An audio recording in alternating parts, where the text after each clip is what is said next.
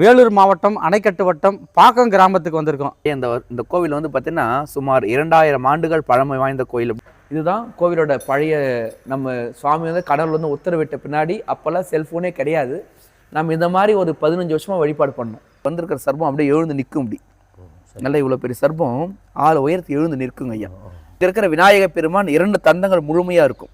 கையில் சிவலிங்கம் வச்சுட்டு இருப்பாருங்க. சிவாய நம சிவாய திருச்சிற்றம்பலம் எல்லா புகழும் அண்ணாமலை இருக்குது. ஐயா இப்போ வந்துக்கிற இடம் பார்த்தீங்கன்னா வேலூர் மாவட்டம் அணைக்கட்டு வட்டம் பாக்கம் கிராமத்துக்கு வந்திருக்கோம். எதுக்கு வந்திருக்குன்னா ஒரு பழமையான சிவாலயம் பார்க்க போகிறோம். அதை பற்றி இப்போ வீடியோ பார்க்க போகிறோம். அதை பற்றி இப்போ கேட்க போகிறோம். வாங்க ஐயா. வணக்கம் ஐயா. வணக்கங்க ஐயா. ஐயா உங்கள் பேருங்க ஐயா? சிவஹரி வசந்த். சிவஹரி வசந்த். ஐயா இந்த கோயிலுடைய தரவரலாறு இருக்கும் சொல்லுங்க ஐயா. ஐயா இந்த கோவில் வந்து பார்த்தீங்கன்னா சுமார் 2000 ஆண்டுகள் பழமை வாய்ந்த கோயில் அப்படின்னு சொல்கிறாங்க ஐயா. எங்களுக்கும் தெரியாது. சரிங்க ஐயா. ஏன்னா அந்த ஊரில் வந்து பார்த்தீங்கன்னா அந்த கோவில் இருக்கிறது தெரியும். ஆனால் அந்த பக்கம் யாரும் வரமாட்டாங்க. ஏன்னா அந்த கோவில் வந்து பார்த்தீங்கன்னா முட்புதர் இடிஞ்சிட்டு அதாவது கற்கோவிலாகவே இருந்தது. இடிஞ்சிட்டு சிதிலம் அடைஞ்சிட்டு முட்புதர்கள்லாம் ஃபுல்லாக மூடிட்டு இருந்தது.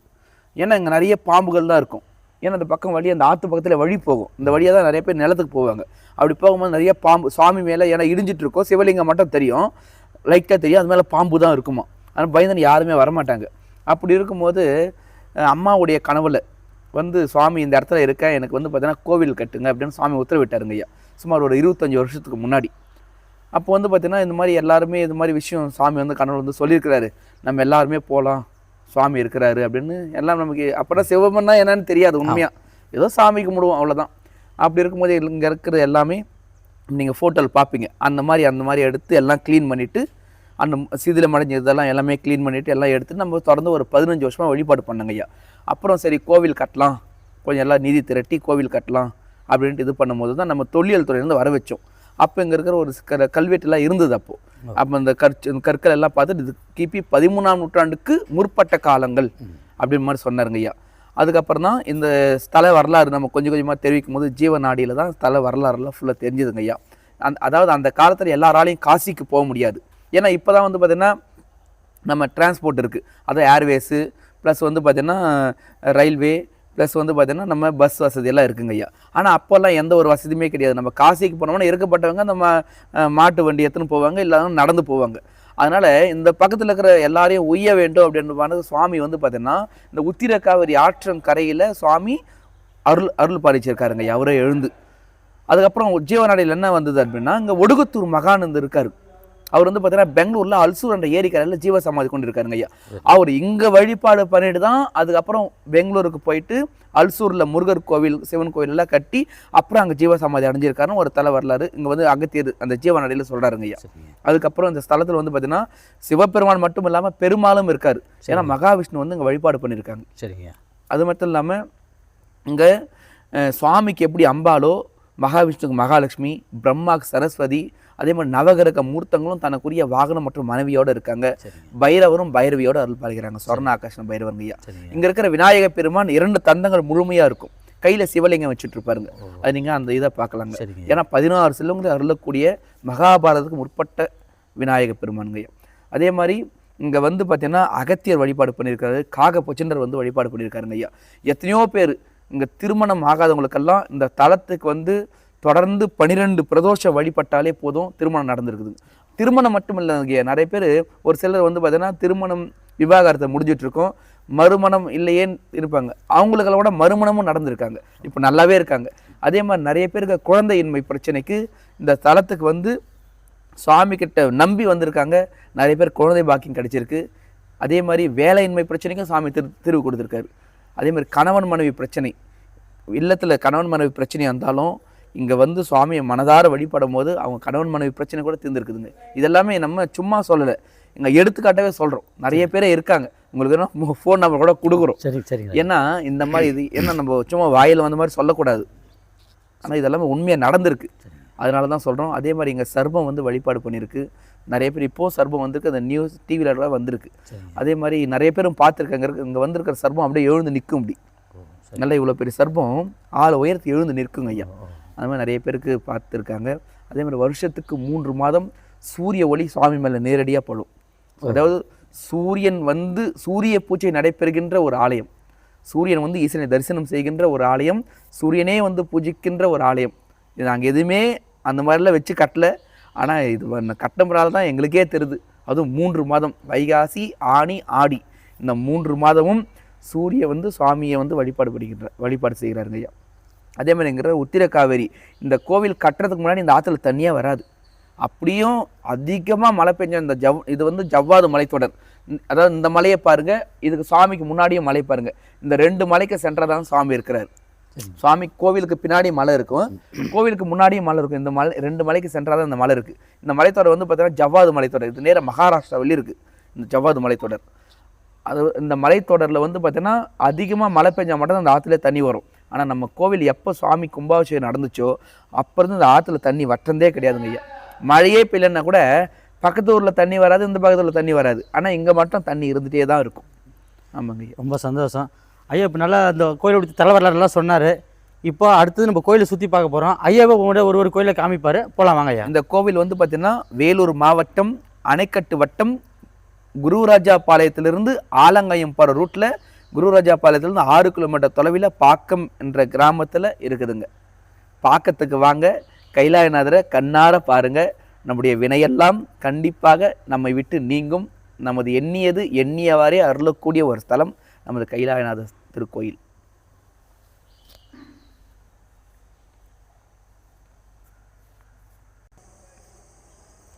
இதுதான் நீங்கள் பார்த்துட்டு தான் உத்திர காவேரி. இந்த உத்திர காவேரி ஆற்றங்கரையில் தான் சுவாமி வந்து அருள் பாலிக்கிறாருங்க.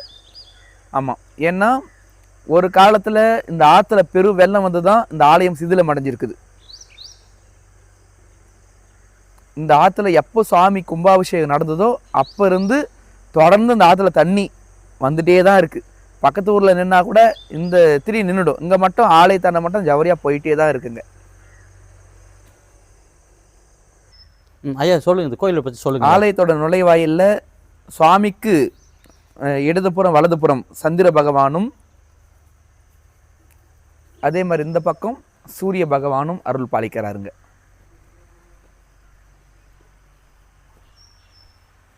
அவர் சந்திர பகவான், இவர் வந்து சூரிய பகவான்.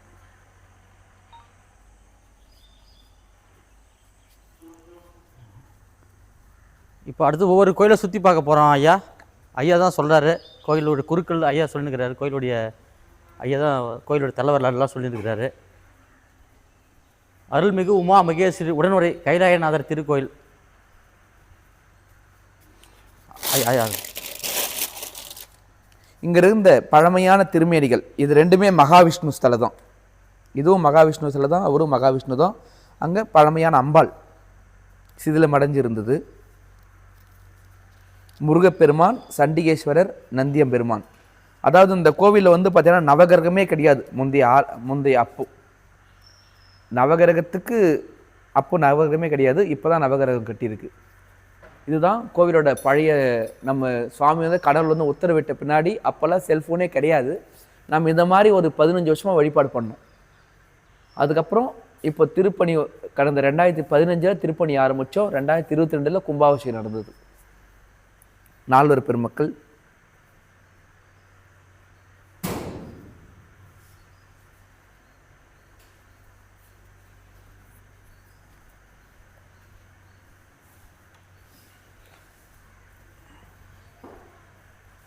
இந்த பக்கம் நர்த்தன கணபதி, தட்சிணாமூர்த்தி,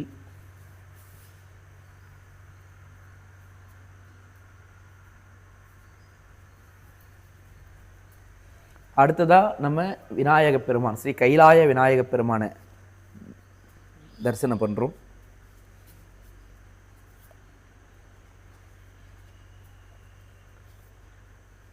இரண்டு தந்தங்கள் முழுமையா இருக்கும்.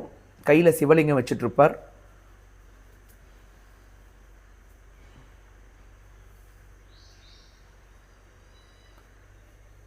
சங்கடகர சதுர்த்தி நமது ஆலயத்துல மிக சிறப்பா நடக்குது.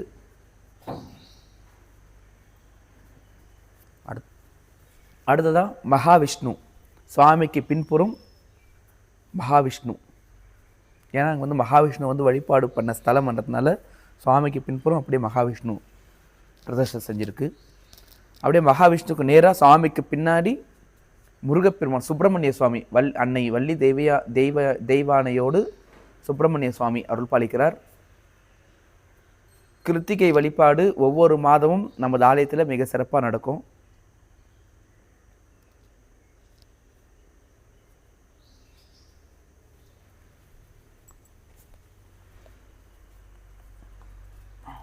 அதே மாதிரி சுவாமிக்கு வடக்கு பக்கமாக பிரம்மதேவரும்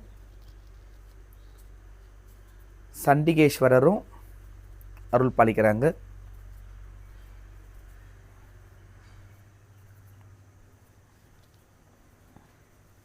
அவர் பக்கத்திலே துர்க்கை அம்மையும் அருள் பாலிக்கிறாங்க.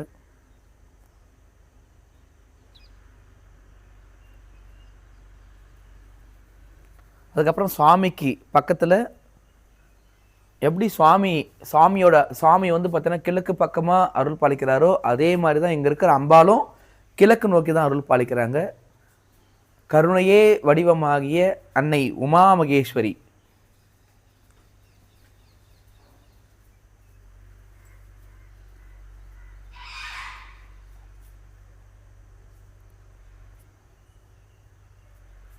என்ன எங்கள் அம்மா வந்து எப்பவுமே சிரிப்பு கோலத்தில் தான் இருப்பாங்க.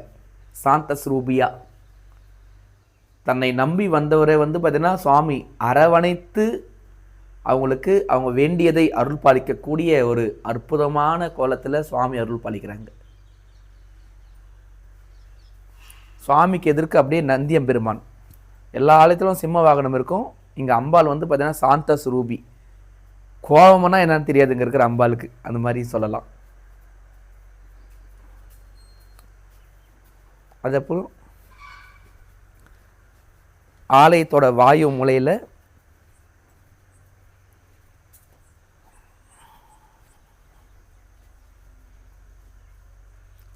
பசுமாடு, இதுதான் ஆலயத்தோட கோமாதா, இதனுடைய கன்றுக்குட்டி. இது வந்து நந்தினி. நித்தமும் கோபூஜை நடைபெறும்.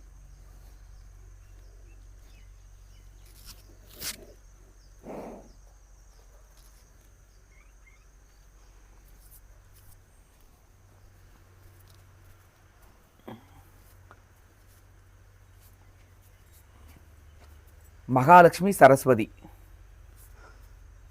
ஐயா இப்போ நம்ம தமிழ்நாட்டில் பார்த்தீங்கன்னா ஐயா 3 இடத்துல சரஸ்வதி கோயில் இருக்கும்.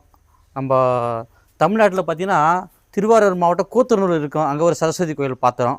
அப்போ நம்ம பழைய வாணிபேடில் அதிதீஸ்வரர் கோயிலில் அங்கே ஒரு சரஸ்வதி கோயிலை பார்ப்போம். இப்போ அடுத்தபடியாக இங்கே தான் சரஸ்வதி கோயிலை பார்க்குறோம்.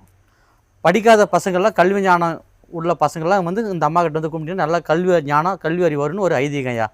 விஜயதசமி இருக்காங்க, மகாலட்சுமி பக்கத்துலேயே இருக்காங்க ஐயா. விஜயதசமிக்கு சிறப்பான வழிபாடு நடக்கும். இங்கே இருக்கிற அனைத்து மாணவர்கள் செல்வங்களையும் இங்கே வந்து சுவாமி கிட்ட பென்சில் இது மாதிரி எழுது பொருட்கள்லாம் வச்சு சுவாமிக்கு எல்லாருக்கிட்டையும் கொடுப்போம்.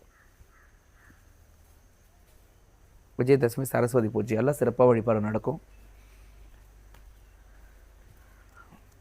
அடுத்தது நடராஜர் ஐயா பார்க்க போகிறோம். அதை பற்றி ஐயா சொல்ல போகிறாரு. நடராஜர் சபை. நமது ஆலயத்தில் நடராஜர் சபை மிக சிறப்பாக இருக்கும். அதாவது நம்ம சிதம்பரத்தில் வந்து பார்த்தீங்கன்னா 21,000 நாடி நரம்பால் அந்த நடராஜர் சபை அமைக்கப்பட்டிருக்கும். அதில் ஒரு பகுதி நமது ஆலயத்தில் வந்து பார்த்திங்கன்னா இந்த நடராஜர் சபை 222 நாடி நரம்பால் இந்த நடராஜர் சபை, அதாவது சிதம்பரத்தில் பொற்சபை, மதுரையில் வெள்ளி அம்பலம், திரு ஆலங்காடு ரத்தின சபை, திருநெல்வேலி தாமிர சபை, திரு குற்றாலம் சித்திரை சபை. ஆனால் நமது ஆலயத்தில் இங்கே வந்து பார்த்தீங்கன்னா பித்தளையால் போர்த்தப்பட்ட சபையில் வந்து சுவாமி வந்து பார்த்தீங்கன்னா அருள் பாலிக்கிறாருங்க. இது ஃபுல்லாக வந்து பார்த்தீங்கன்னா பிராஸ் தான், பித்தளை. இந்த சுவாமி நடராஜர் வந்து பார்த்தீங்கன்னா அன்னை சிவகாமி அம்மையோடு அருள் பாலிக்கிறாருங்க. 4 பெருமக்கள், காரைக்கால் அம்மையார், விநாயக பெருமான் எல்லாமே வந்து பார்த்தீங்கன்னா இந்த நடராஜ சபைக்குள்ளே அருள் பாலிக்கிறாருங்க. அடுத்தது வந்து நம்ம நவகிரகத்தை பார்க்க போகிறோம் ஐயா, அதை பற்றி கொஞ்சம் சொல்லுங்க ஐயா. அடுத்ததாக நவகிரகங்கள் தனக்குரிய வாகனம் மற்றும் மனைவி சமேதரோடு, அதாவது மனைவியரோடு அருள் பாலிக்கிறாருங்க.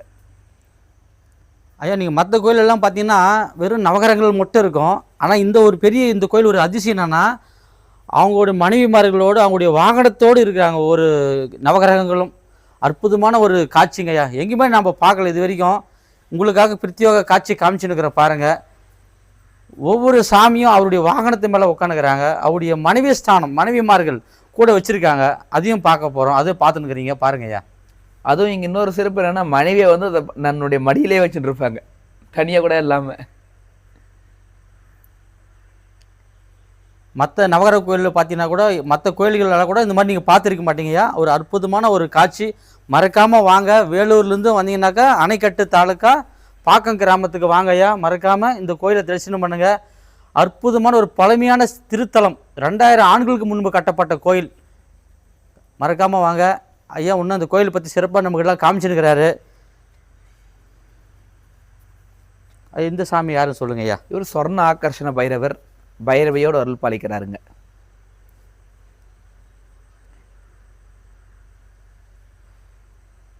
ஐயா, எல்லா பைரவும் தனியாக பார்த்துருப்பீங்க. இந்த பைரவர் தன்னுடைய பொண்டாட்டியோடு இருக்கிறார் பாருங்கள். அது ஒரு அற்புதமான திருத்தலம், அற்புதமான ஒரு காட்சி பாருங்க ஐயா.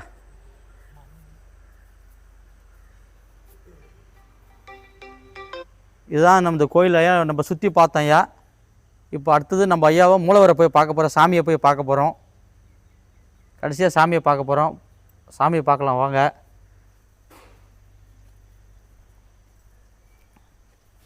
நந்தியம்பெருமான்,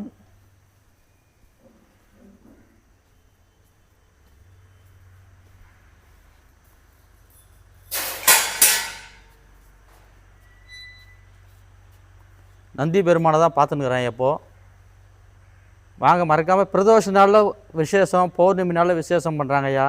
அப்புறம் சங்கடா சதுர்த்திக்கு விசேஷம் பண்ணுறாங்க. இங்கே வந்து ஒரு சிறப்பு என்னென்னா, நந்தியம்பெருமானுடைய 2 கொம்புகளுக்கு நடுவில் நாகம் வந்து ஆடி இறைவனை ஈசனை தரிசனம் பண்ணுச்சு. இது நிறைய நியூஸ் பேப்பரில் கூட வந்தது, சுமார் ஒரு 2 ஆண்டுகளுக்கு முன்னாடி.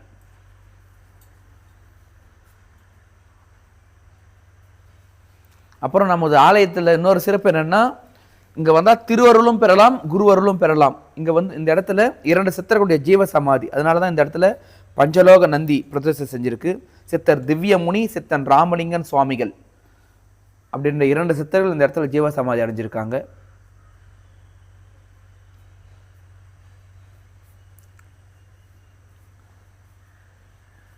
எல்லா இடத்துலையும் வந்து பார்த்தீங்கன்னா சிவபெருமான் ஒரு சில நிறைய இடத்துல நீங்கள் பார்த்துருப்பீங்க, வட்டமாக இருக்கும் அந்த ஆவுடை.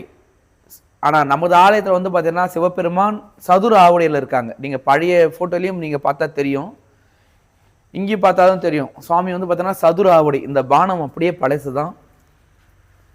இப்போ சாமியை பார்க்க போகிறோம். உங்களுக்காக பிரத்யோகாக அனுமதி பெற்று எடுக்கப்பட்ட வீடியோ.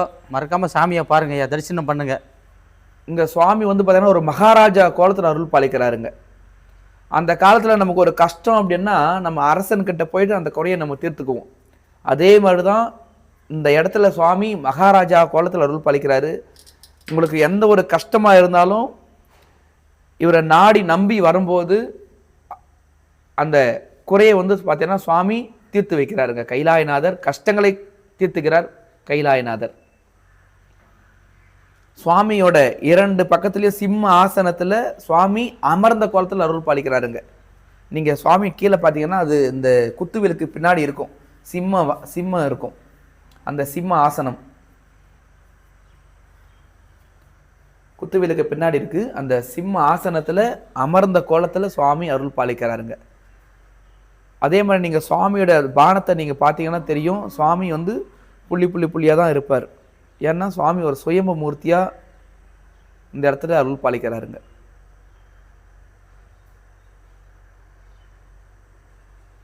நமது ஆலயத்தில் ஒவ்வொரு பிரதோஷ வழிபாட்டிலும் மிக சிறப்பாக நடக்கும். சுமார் குறைந்தபட்சம் ஒரு 800லேருந்து 1000 பேர் வருவாங்க. நார்மல் பிரதோஷம், சனி பிரதோஷம்னா சுமார் 2000 பேருக்கு வருவாங்க. அத்துணை பேருக்கும் நமது ஆலயத்தில் அன்னதானம் இருக்குது. அதே மாதிரி அமாவாசை, பௌர்ணமி, சங்கடகர சதுர்த்தி, அதே மாதிரி முருகருக்கு உண்டான கிருத்திகை, அதே மாதிரி தேய்பிறை அஷ்டமி போன்ற அனைத்து வழிபாடுகளும் மிக சிறப்பாக நடக்கும். நடராஜர் அபிஷேகம் 6 அபிஷேகமும் நமது ஆலயத்தில் மிக சிறப்பாக நடக்கும். அதனால் எல்லா வழிபாட்டின் போதும் நமது ஆலயத்தில் அன்னதானம் இருக்குது. அதே மாதிரி நமது ஆலயத்தின் நோக்கம் வழிபாடு மட்டும் கிடையாது, தான தர்மம் செய்வது. அதுக்கேற்ற போல எல்லா வழிபாட்டும் நமது ஆலயத்தில் அந்த அன்ன தர்மமானது செய்யப்படுகின்றது. அது மட்டும் இல்லாமல் நமது ஆலயத்தில் மாதத்துக்கு ஒரு முறை ஒவ்வொரு மாதமும் 11ஆம் தேதி, ஏன்னா சுவாமியை தரிசனம் பண்ணுறதுக்கு முதல் என்ன வேணும்? கண்ணு வேணும். கண் இருந்தால் தான் ஒரு இறைவனை நம்ம கண்ணார பார்க்க முடியும், தரிசித்து நம்ம மனசில் எண்ண முடியும்.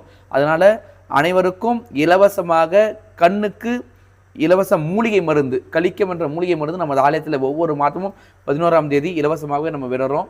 திண்டுக்கல்லேருந்து அந்த மருத்துவர் வராரு. இதெல்லாமே நமது ஆலயத்தின் சார்பாகவே ஏற்பாடு செய்கிறோம்.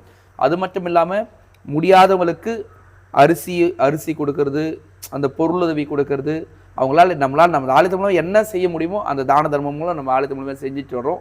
அது மட்டும் இல்லாமல் தான தர்மம் மட்டும் இல்லாமல் நம்ம சமயத்தையும் வளர்த்துட்டு வரோம். திருவாசகம் முற்றுவதல், கைலாயவாதி வாசித்தல், அதே மாதிரி பரதநாட்டியம் பயிற்சி, இதெல்லாமே நமது ஆலயத்து மூலிமா எம்பெருமான் கருணையாலையும் குருவர்களாலும் சிறப்பாக நடந்துட்டு வந்துட்டு இருக்கு.